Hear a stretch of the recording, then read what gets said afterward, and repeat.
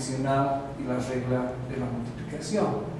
Bueno, la probabilidad en sus diversas formas discutidas en los acápites anteriores, como dice la diapositiva, ha sido calculada considerando el espacio muestral, ¿no? Y hemos usado el símbolo P y entre corchetes A para denominar la probabilidad de ocurrencia del evento A. Entonces, podríamos haber usado el símbolo que vemos en la diapositiva, que es probabilidad entre corchetes A sobre omega, ¿no? Que se ve la probabilidad del evento A dado que ha ocurrido omega. Esto, un poco dándonos cuenta que existe una secuencia dentro de lo que es el cálculo de la probabilidad, ¿no? Hay condiciones también en la realidad que nosotros podemos ver que están ocurriendo, ¿no?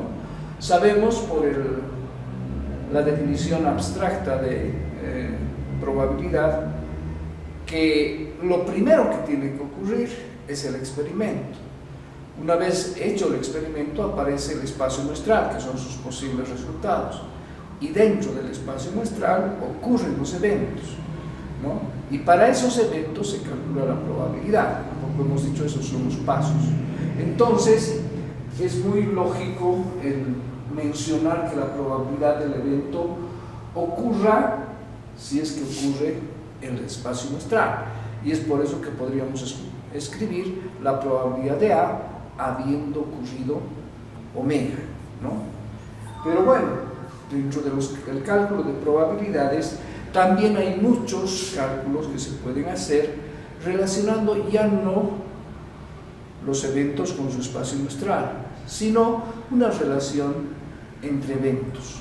Bueno, en realidad, para que haya la relación entre eventos, tendríamos que estar seguros que estos eventos tienen pues relación, ¿no? ¿Qué estamos diciendo? Hay eventos que son excluyentes y hay eventos que son incluyentes. Si nosotros nos acordamos de esto, podemos ver que esto lo podemos representar de la siguiente manera. Nuevamente, los diagramas de Venn nos pueden aclarar bastante esto. Tenemos el espacio muestral y tenemos dos eventos, ¿no? Fíjense, este es el evento A y este es el evento B.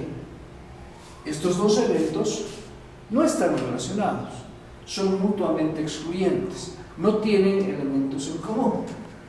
Otra situación es la que se presenta cuando nosotros tenemos el espacio muestral y los eventos sí están relacionados.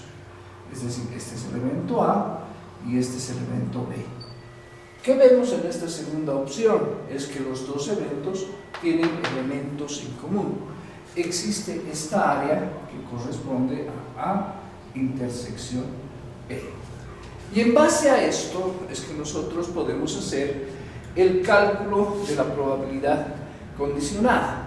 ¿Qué quiere decir? Es decir, estamos queriendo ver la ocurrencia de un evento habiendo ocurrido otro evento, ¿no es cierto? Y si volvemos a nuestras diapositivas, frecuentemente estamos interesados en encontrar la probabilidad de un evento donde dicho evento está condicionado a la ocurrencia de otro evento o otro subconjunto dentro del espacio muestral. Pero para cumplir esto, tenemos que entender que los eventos tienen que estar relacionados, ¿no? Entonces, si vemos el evento B o el evento A puede ser que ocurra primero y quisiéramos calcular la probabilidad de ocurrencia del segundo evento habiendo ocurrido el primero. Entonces, esa relación de probabilidad de un evento es diferente cuando tenemos la información que ha ocurrido ya el evento B dentro de omega. ¿A qué me estoy refiriendo? Fíjense, si nosotros tenemos el evento B que ha ocurrido primero, podemos decir que dentro de B ya está ocurriendo este evento A. Es decir, hay elementos dentro de B que son de B, pero también van a pertenecer a A. ¿No es cierto? Acuérdense, en el ejercicio anterior decíamos hay futbolistas que juegan también ajedrez. Pues esos elementos son los que corresponden a ambos elementos. Entonces, esa realidad hace que nosotros podamos hacer un cálculo de ocurrencia de probabilidad del evento A sobre el evento B. Esto implicaría considerar que el evento B ocurrió primero y hacer el cálculo de la ocurrencia del evento A dentro del evento B. Eso implica la probabilidad de A intersección B sobre la probabilidad de B, que es el evento que ocurre primero, ¿no es cierto? Podemos ver que en esta relación que estamos generando, la probabilidad de B siempre tendría que ser mayor que 0, porque de otra manera se invalidaría nuestra fórmula. Además, como estamos diciendo, los eventos tienen que tener esta intersección, porque si no tienen, tampoco existiría esta fórmula, ¿no? Puede darse también el caso contrario, ¿no? La probabilidad de B sobre A, que también está relacionada con la intersección, obviamente. Lo único que pasa es que ahora vamos a calcular sobre el evento A la ocurrencia del evento B, ¿no? Entonces la probabilidad nuevamente es probabilidad de A intersección B, y esto sobre la probabilidad de A. Y en este caso, pues el evento A, la probabilidad del evento A debe ser mayor que 0, nuevamente por el mismo motivo que habíamos mencionado, ¿no?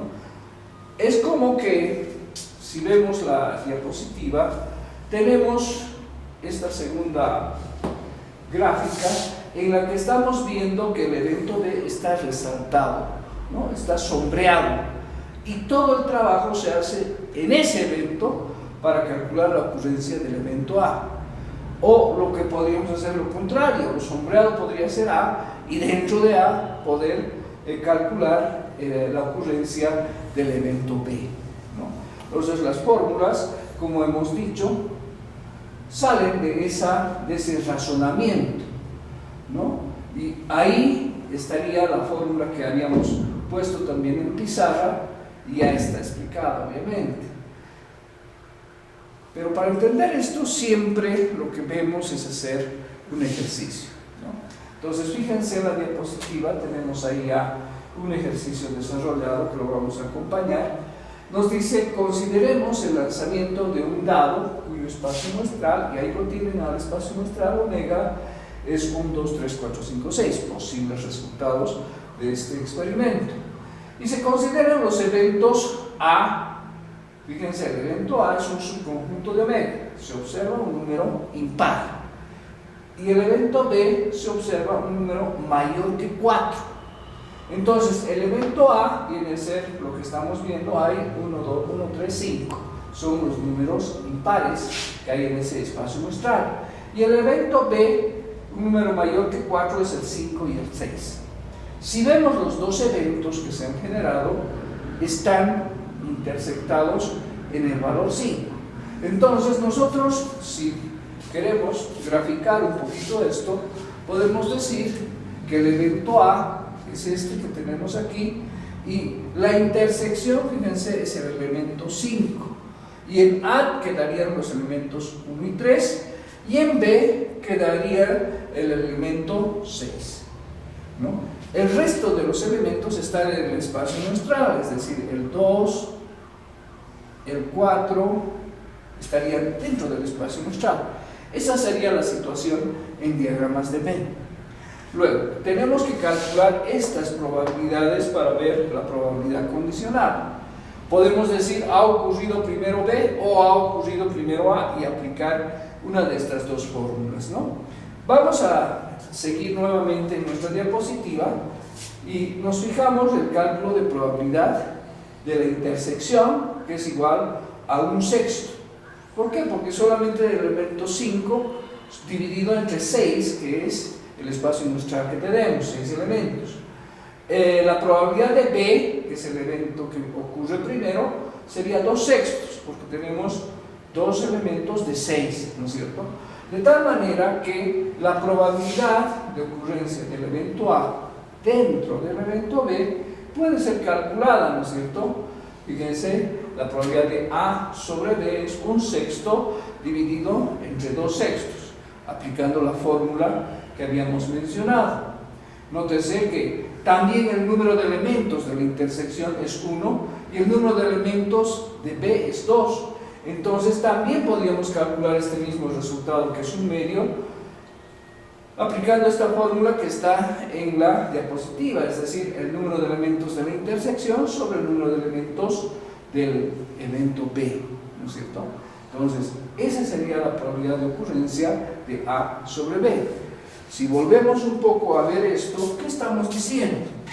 Estamos diciendo el evento B. ¿Cuántos elementos tiene? Pues tiene 2 elementos. ¿Cuántos de esos elementos pertenecen a A? Un elemento. ¿Uno de cuántos? Uno de 2. 1/2. Y esa es la probabilidad que hemos calculado. Entonces, esto es lo que tenemos que entender para hacer este cálculo de la probabilidad condicional. Si nosotros decidiéramos que el evento que ocurre primero es A y queremos calcular la probabilidad de B sobre A, entonces vemos que los elementos de A son 3 y dentro de estos 3 un elemento es de B, entonces la probabilidad va a ser 1/3, ¿no es cierto? Entonces es muy simple hacer este cálculo de probabilidades si tenemos clara la forma en la que tenemos que desarrollar los ejercicios. Bien, ahora vamos a ver el ejemplo 2 para consolidar nuestro conocimiento. Fíjense, consideramos ahora el lanzamiento de 2 dados y suponiendo que se nos informa haber obtenido suma mayor que 6.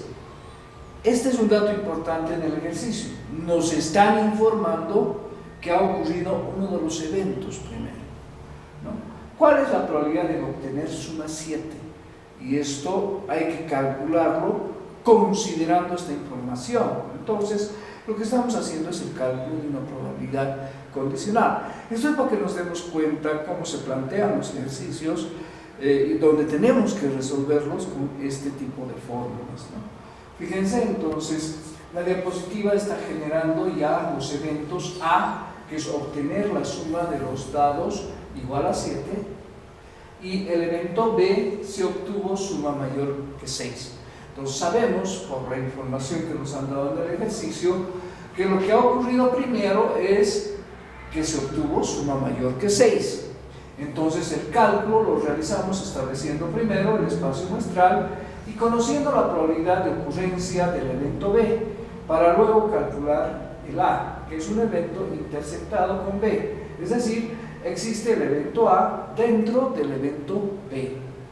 Entonces, primero establecemos el espacio muestral mediante una tabla de doble entrada. Fíjense, entonces, como son 2 experimentos, el dado 1 y el dado 2 con sus correspondientes resultados, 1, 2, 3, 4, 5, 6 y 1, 2, 3, 4, 5, 6, ¿no? Tanto de manera horizontal como vertical. Y en el encuentro de estos puntos podemos observar los elementos de este espacio muestral. Entonces, cuando lanzamos los 2 dados, lo que vemos es 1, 1, 2, 1, 3, 1, 4, 1, 5, 1 y así sucesivamente. Si hacemos el cálculo, sabemos que para calcular cuántos elementos tiene este espacio muestral, lo que tenemos que hacer es recordar, ¿no?, que es un evento simultáneo, entonces un experimento simultáneo.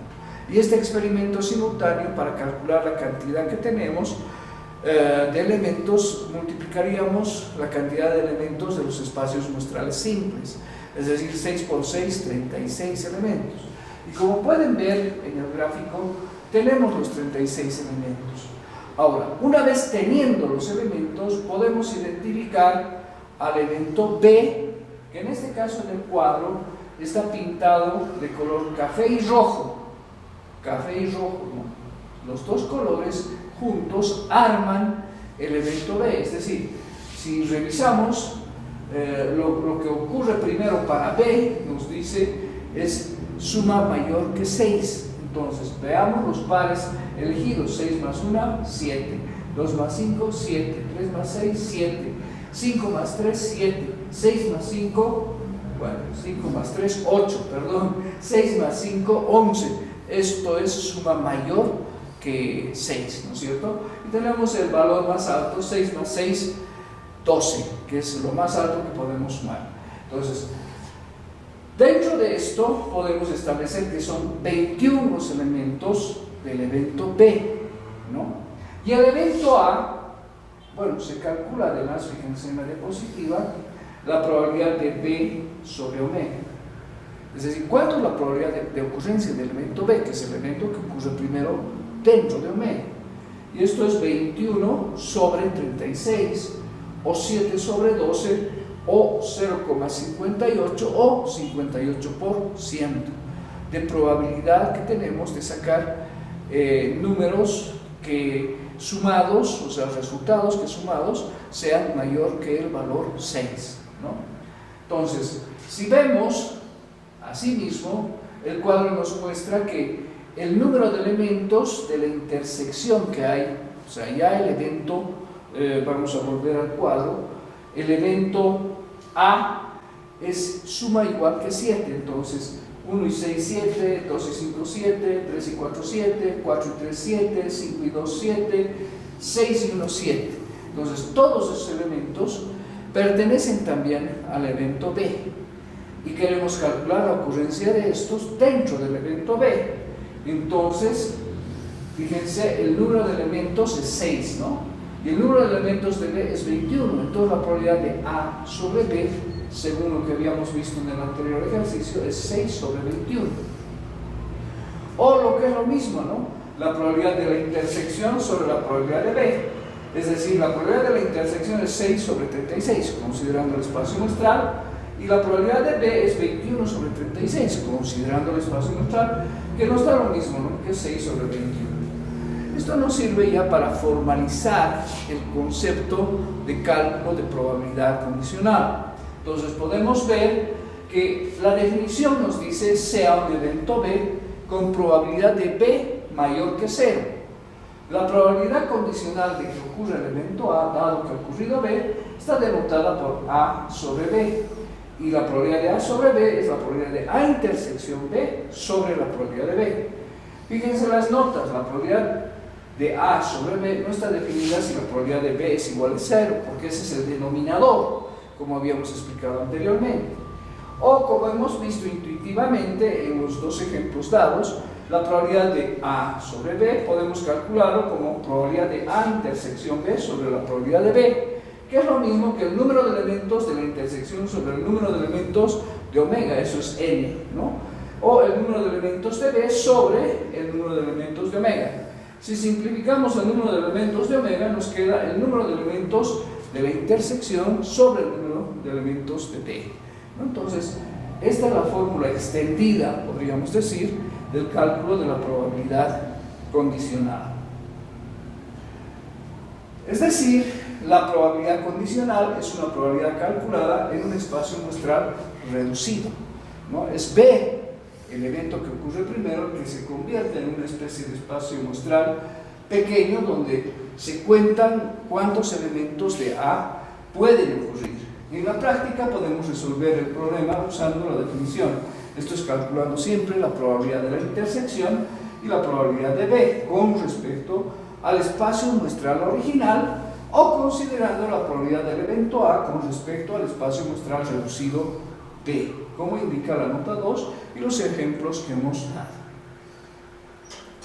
También podemos ver dentro de la probabilidad condicional lo que son los axiomas de la probabilidad, que ya los conocemos. No importa que sea probabilidad condicional, igual la probabilidad en el axioma 1 está entre 0 y 1. El axioma 2 nos dice, bueno, el evento B, lo vamos a tomar como que ocurre primero, se conforma como un espacio muestral, entonces la probabilidad de omega sobre B es igual a 1, es el axioma 2. Y el axioma 3, como habíamos mencionado, ya tiene la unión de muchos eventos, pero esta vez relacionados con el evento B, y nos dice que es igual a la probabilidad condicional de A1 sobre B más la probabilidad de A2 sobre B más puntos suspensivos más la probabilidad de A sub n sobre B, ¿no? Para una secuencia siempre de eventos A1, A2 hasta AN mutuamente excluyentes. Esta es la condición para el axioma 3, igual que en los otros axiomas, ¿no? bueno, los símbolos, ahí están A sub I, intersección A sub J es igual a vacío, ¿no? Es decir, no existe intersección de estos eventos tomados 2 a 2, entendiendo que los valores I y J muestran el número del evento que está ocurriendo, y siempre cuando los comparamos, el valor I obviamente es diferente del valor J, ¿no? Los axiomas 1, 2 y 3 de la probabilidad condicional, de estos axiomas salen los teoremas, ¿no? Y los teoremas también son muy parecidos a los que ya hemos visto. El teorema 1, fíjense, bueno, bajo la condición de que el evento que ocurre primero estamos considerando que es B, y obviamente la probabilidad de B debe ser mayor que 0, ya lo hemos dicho, pero estamos recalcando que esto tiene que cumplirse para que estos teoremas puedan también ser proposiciones para poder calcular probabilidades. No se olviden que un teorema también está sujeto a comprobación, no es como un axioma que es una verdad absoluta. El teorema 1 nos dice la probabilidad de vacío sobre B es igual a 0. El teorema 2, acuérdense, era de los condicionales, la probabilidad de A complemento o complementarios, perdón, la probabilidad de A complemento sobre B es igual a 1 menos la probabilidad de A sobre B, o la probabilidad de A sobre B es igual a 1 menos la probabilidad de A complemento sobre B. El teorema 3, si A está incluido en C, entonces la probabilidad de A sobre B es menor que la probabilidad de C sobre B. El teorema 4, la probabilidad nuevamente de la unión de dos eventos, A unión C, pero sobre B, es igual a la probabilidad de A sobre B más la probabilidad de C sobre B menos la probabilidad de A intersección C sobre B, ¿no? Todo estamos calculando dentro del evento B. Lo que vamos a hacer es empezar a registrar la información y además sistematizarla, ¿no? Tenemos varias formas de resolver este ejercicio, como les decía, tenemos datos numéricos y podemos identificar eventos junto con esto, ¿no? La universidad vendría a ser el conjunto grande, el conjunto mayor sobre el que estamos trabajando, como que el espacio muestral, ¿no? O la población que vamos a observar. Y dentro de esta población hemos caracterizado a los elementos como estudiantes y profesores, ¿no? Entonces, podríamos anotar los eventos E, que podría ser, se seleccionó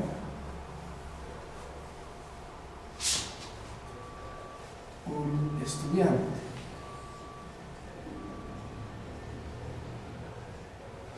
Y el otro evento podría ser el P, que se seleccionó un profesor. Entonces, en base a estos dos eventos podemos hacer el cálculo de probabilidades. Nos dice, en una universidad hay 10.000 estudiantes y 1.000 profesores. Entonces, las cantidades, el número de elementos que tiene el evento E es 10.000.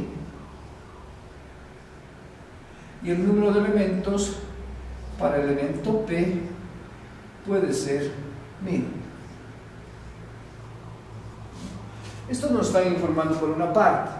Por otro lado nos dice el 10% de los profesores son de izquierda.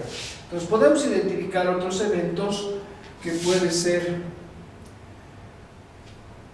izquierda y derecha, y el 90% de derecha.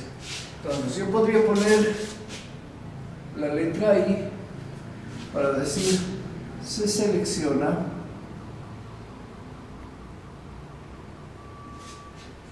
un miembro de izquierda, y el otro evento sería el B, se selecciona un miembro de derecha, ¿no? Esos son los otros eventos que aparecen, y en este tipo de eventos nos dan datos de probabilidad, ¿no? Y es una probabilidad, si se dan cuenta, condicional, porque nos especifican un evento y sobre ese evento nos dan el dato porcentual. Fíjense, en el ejercicio nos dice el 10% de los profesores son de izquierda, entonces, y el 90% de derecha. Yo podría decir, el evento que ocurre primero es el que sea un profesor, y para que sea o de izquierda o probabilidad de que este profesor sea de derecha. Y estos son los datos de probabilidad que nos dan.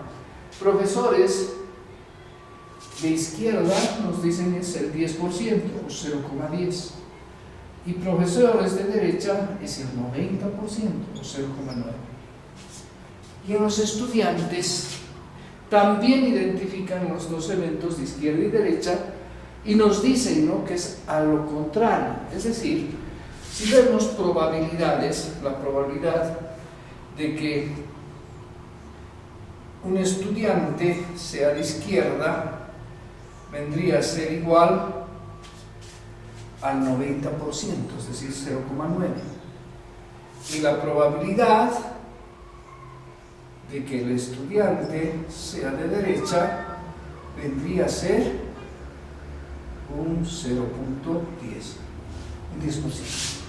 Esas son las relaciones que nos están dando y en la información que nos dan en el ejercicio, ¿no? Nos dice, se selecciona al azar un miembro de la universidad y se encuentra que es de derecha.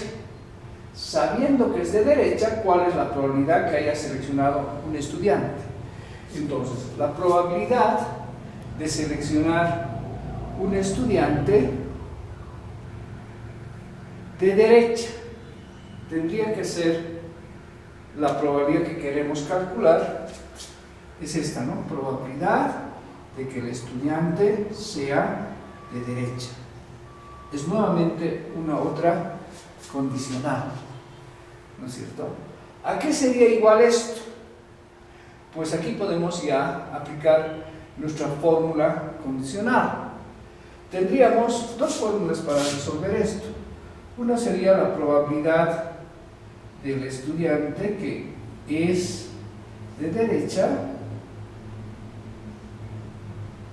dividido entre la probabilidad de los miembros que son de derecha. Ese es el evento que ocurre primero. O si no, el número de estudiantes que son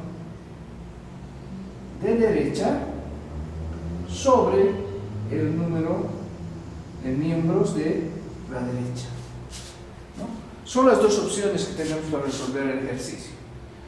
Bueno, si quisiéramos, podríamos usar cualquiera de las dos en realidad, ¿no? Estudiantes de derecha, ¿cómo tendríamos que identificar? Pues aquí, derecha sobre estudiantes, será esto, ¿no? El 10%. Y podemos hacernos un gráfico para poder entender en cantidades cómo se está dando esta situación. Entonces tenemos aquí, podríamos decir, a la universidad, que vendría a ser una especie de espacio muestral, y dentro de esta tenemos una división que podríamos identificarla así, donde aquí tenemos los estudiantes y aquí tenemos los profesores, ¿no? Y hay una otra división dentro de ellos que nos muestra esta realidad, ¿no? Es decir, algo así, que nos diga estos miembros de aquí arriba son de derecha y estos miembros de aquí abajo son de izquierda.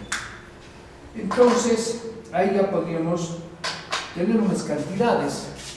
Sabemos que el total de la población son 11.000 personas, ¿no?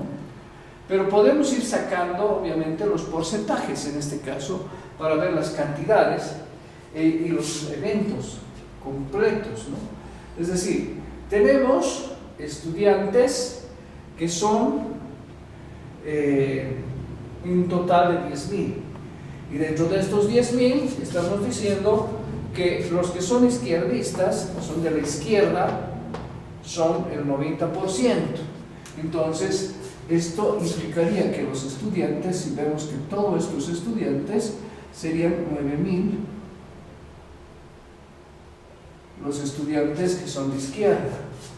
Y si arriba estaban los de derecha, tendríamos 1.000 estudiantes que son de derecha. En cambio, con los profesores son un total de 1.000. Y de estos 1.000, el 10% son de izquierda. Es decir, aquí tendríamos 100 profesores y aquí tendríamos 900 profesores. ¿No es cierto? Entonces, si vemos los totales, el total de miembros de derecha son 1.900. Entonces, aquí necesitamos ese total, ¿no? Miembros de derecha, 1.900. Y necesitamos la intersección entre estudiantes y miembros de derecha. Entonces, estudiantes y miembros de derecha. ¿No es cierto? Fíjense, esto que estoy viendo aquí así, estos son los estudiantes, ¿no? Podríamos ponerlo así. Ese es uno de los conjuntos. Y el otro conjunto que ocurre primero, según esto, es este, ¿no? El de los miembros de derecha. ¿No? Entonces, ¿dónde se están intersectando el círculo negro y el azul? Pues en los 1.000. Claramente podemos ver que son 1.000. Entonces, podríamos usar esta fórmula, ¿no? Y decir que la probabilidad de que el estudiante seleccionado sea de derecha es igual a la relación 1.000 sobre 1.900. Y esto simplificando sería 10 sobre 19. Y esa viene a ser la probabilidad de seleccionar un estudiante que sea de derecha. Rápidamente podemos ver el inciso B. ¿Cuál es la probabilidad de que sea un profesor? Pues la probabilidad que nos están pidiendo es la probabilidad de que la persona seleccionada sea un profesor que sea de derecha. ¿A qué es igual esto? Usemos demasiado lo de los números, ¿no? Número de elementos que tiene la intersección entre P y D sobre el número de elementos de derecha. Esto ya sabemos que el denominador es 1.900 y el numerador podemos descubrirlo aquí arriba, ¿no? Ahora estamos hablando de este otro conjunto que es el de los profesores, lo vamos a identificar de esta manera, ¿no? Fíjense, este es el conjunto de los profesores. El total de profesores son 1.000, pero la intersección entre el círculo verde y el azul es el valor 900. Entonces, directamente podemos hacer la resolución indicando que esa probabilidad sería 900 dividido entre 1.900. Y haciendo las simplificaciones, esto sería 9 sobre 19. Tal vez en porcentajes podríamos pedir a nuestro 0.47. 0.47 sería esto de aquí abajo, ¿no? 0.47 y el otro valor, por favor, 10 entre 19. 0.52. 0.5263. 0.5263, ¿no? Ese es el valor. Entonces, las probabilidades en porcentaje serían 52,63%. Y aquí, no sé si es exacto el 47, ¿está bien? Perdón. Ay, a ver, lo vamos a arreglar eso después. ¿Cuánto era? 9 entre 19, ¿no? 47, 36 eso. 47, 36. Como vamos a sumar los decimales, y estaría 47.36%. Esa es la probabilidad de seleccionar un profesor que sea de derecha, ¿no? Acuérdense que en su mayoría los profesores son de derecha. En cambio, para el estudiante sería un 52.63%, la probabilidad de seleccionar un estudiante que fuera de derecha. Bien, con eso resolveríamos este ejercicio que se plantea y nos está invitando a usar lo que son las probabilidades y también los teoremas de la probabilidad condicional, ¿no? Un poco esto es lo que hemos ido manejando.